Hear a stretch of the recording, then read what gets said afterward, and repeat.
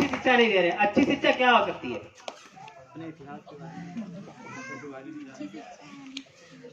मैं बता रहा हूँ क्यों खोली जा रही है। छोटी बहन ने बताया, सबसे अच्छी बात यह है कि इनको बहुत सारी जानकारियां हैं जो आप तक पहुंचने वाली है, और स्कूल में प्रॉपर आकर शिक्षा ले, क्योंकि हम लोगों ने शिक्षा के लिए आप लोगों तक जो शिक्षा पहुंचानी है और जो आपके टीचर्स को शिक्षा दी जाएगी वो आज तक किसी ने ना सुनी होगी ना देखी होगी, क्योंकि जो आपके स्कूलों में शिक्षा दी जाती है, पढ़ाई कराई जाती है, वो एक प्रॉपर पढ़ाई है कह सकते हैं, उससे भी कुछ ना कुछ मिलता ही है। लेकिन यहाँ पर जो शिक्षा दी जाएगी उससे स्पेशली आपके लिए जो अभी तक नहीं हो पा रहा था वो होगा।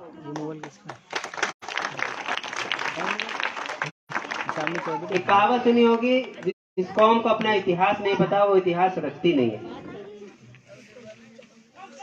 और जो हमारा सिलेबस है, इससे पहले का जो हमारे सरकारी स्कूल या प्राइवेट स्कूल जो है जहाँ पर हमारे बच्चे जाते हैं, वहां पर हमारा सिलेबस कभी नहीं पढ़ाया गया, हमारा इतिहास कभी नहीं पढ़ाया गया। हमें पढ़ाया तो सिर्फ वो गया है जो उनकी इच्छा थी, जो उनकी मर्जी थी।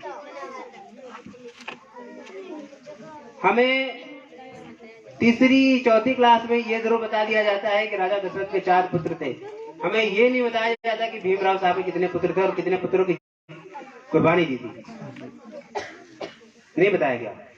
ये जरूर बताया जाता है कि बहुत सारे वेद हैं, 4 वेद हैं, 5 वेद हैं, 6 वेद हैं, लेकिन ये नहीं बताया गया कि आपका जो वेद है वो सिर्फ कॉन्स्टिट्यूशन है, संविधान है, जो हमारे बाबा साहब भीमराव साहब ने लिखा था।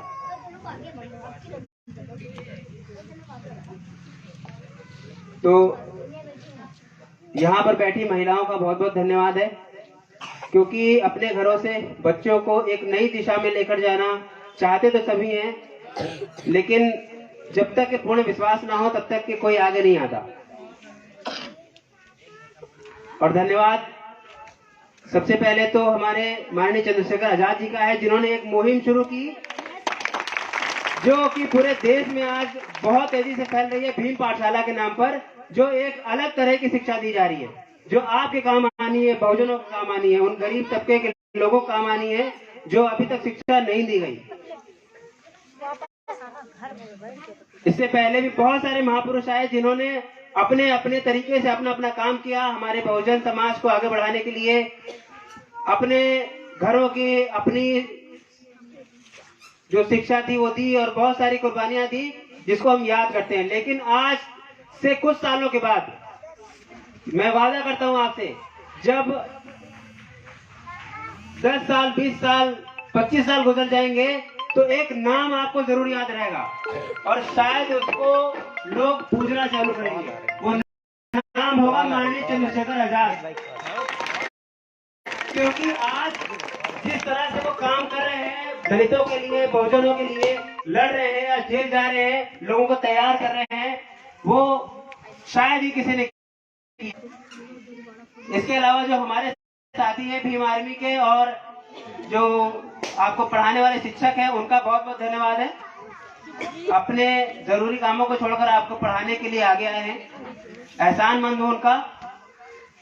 शिक्षा की बात करें तो ये इस पाठशाला में इसके अलावा जो पढ़ाया जाने वाला है,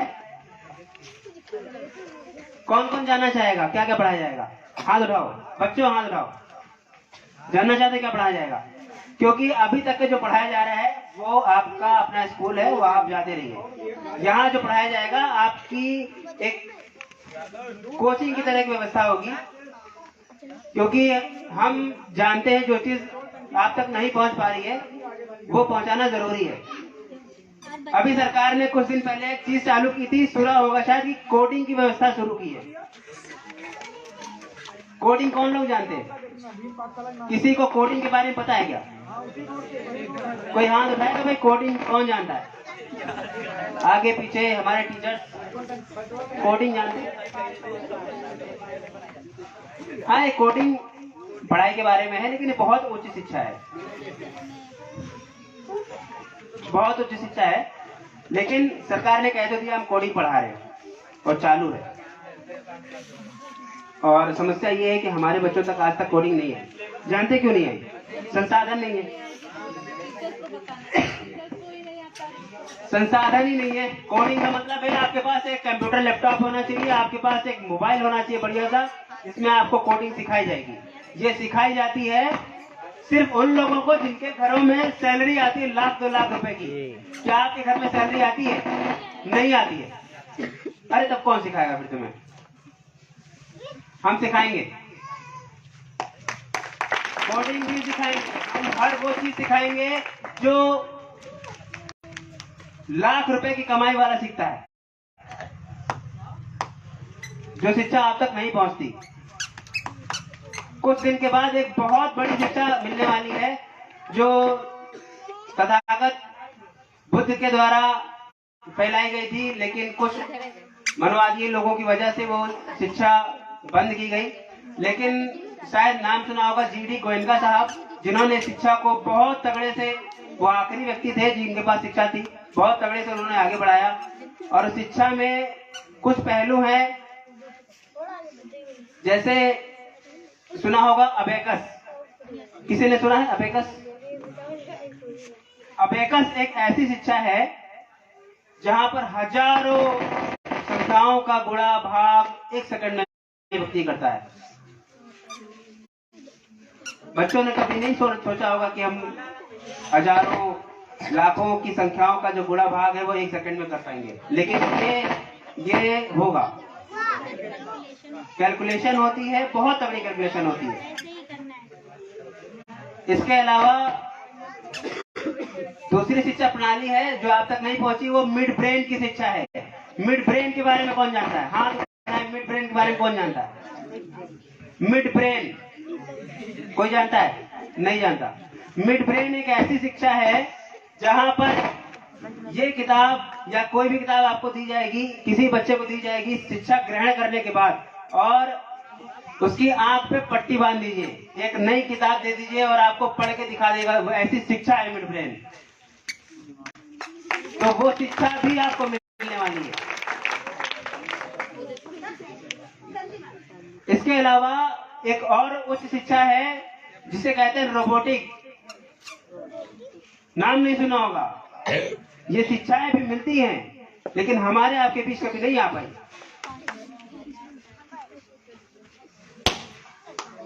ये शिक्षा हम आपको देंगे, लेकिन आपसे वादा है, महिलाएं और जो हमारे भाई हैं, ये हमसे एक वादा करें कि इस पाठशाला को एक ऐसे स्तर तक ले जाएंगे ताकि हम सिर्फ शिक्षा देना नहीं जानते, शिक्षा देंगे और उसका प्रदर्शन करने के बाद हम फैलाएंगे उस शिक्षा को, ताकि लोगों को भी मालूम चल सके कि बहुजन जो बच्चे हैं ना, वो भी कम नहीं है लोगों से।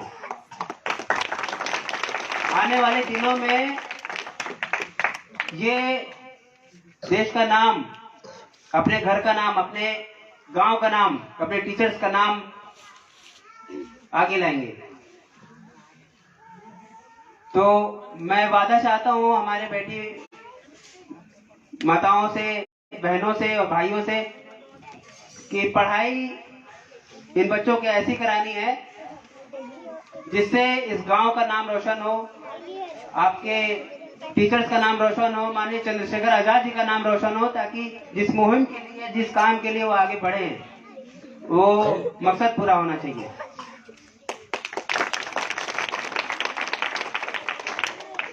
क्योंकि हम जानते हैं हम तक आज तक वो चीजें नहीं पहुंच पाई जो पहुंचनी चाहिए, जो अमीर घरों के बच्चों को पहुंचती हैं। हम लोग जो भीम आर्मी है वो इस तरह से क्यों दौड़ती है, उसका मेन कारण यही है कि हम अभी तक के उस प्रॉपर लाइन में नहीं आ पाए जहां तक बाबा साहब हम आपको लाना चाहते थे।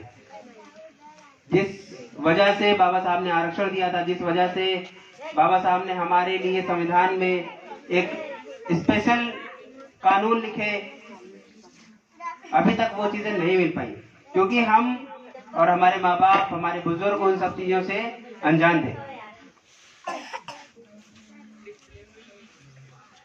तो आने वाले दिनों में अगर आपका सभी का साथ रहा, बच्चों का साथ रहा, माताओं बहनों का साथ रहा, और हमारी ये शिक्षिकाओं का साथ रहा, जो हमारे लोग हैं भीम आर्मी के साथी, मतलब इन सभी को प्रणाम है और ऐसा प्लान है इनका कि ऐसी स्थिति में आज हम खड़े हैं, लोग जो मनवादी हैं ना गमछा देकर हिल जा रहे हैं। मेरे ख्याल से भीम आर्मी के बारे में किसी को बहुत ज्यादा बताने की जरूरत नहीं, क्योंकि बच्चा बच्चा भी जानता है कि भीम आर्मी तो भीम आर्मी, नीला गमछा भीम आर्मी। नीला गमछा मतलब सुरक्षा, मतलब नीला गमछा प्रशासन टाइट, नीला गमछा भ्रष्टाचार मुक्त, नीला गमछा बताओ तो बहुजन जिंदाबाद। नीला गमछा ही नहीं है, बहुत बड़ी ताकत है, बहुत बड़ी ताकत है। और ये ताकत अब कन्वर्ट होने वाली है शिक्षा में। बहुत तेजी से काम हो रहा है और हमारे जिलाध्यक्ष जो हरदोई से आए हुए हैं आपके बीच में, इनका बहुत बहुत धन्यवाद। बहुत तेजी से काम करने वाले शिक्षा के क्षेत्र में भीम आर्मी हरदोई नाम से जानी जाती है, अमित चौधरी के नाम से। और खास तौर से शिक्षा में जो काम किया है, शिक्षा में जो काम किया है और जो कर रहे हैं, आगे आने वाले दिनों में जो करेंगे, इसके लिए इनका बहुत बहुत धन्यवाद है, बहुत बहुत शुक्रिया। एहसानमंद है ये सारे के सारे लोग जो आपके बताए रास्तों पर अभी चल रही है। और हमारे बीच में आए हुए साथी हमारे पूर्व विधायक प्रत्याशी साहब आदर्श जी, जिनका एक अस्पताल भी चलता है, एक नहीं 3 है। और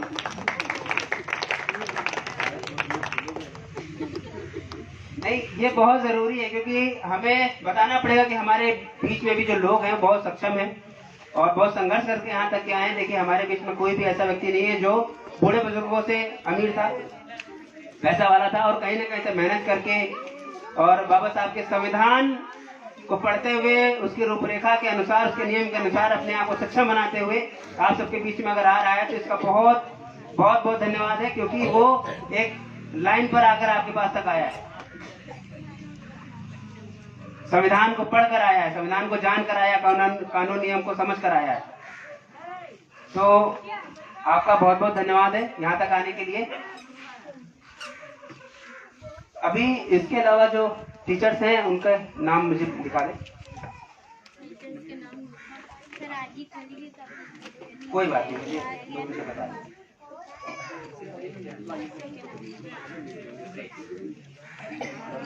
जो स्पेशल घोषित करने हो, हाँ जो लड़के रखे हो, मुझे शुभम क्या है, क्या पढ़ेगा?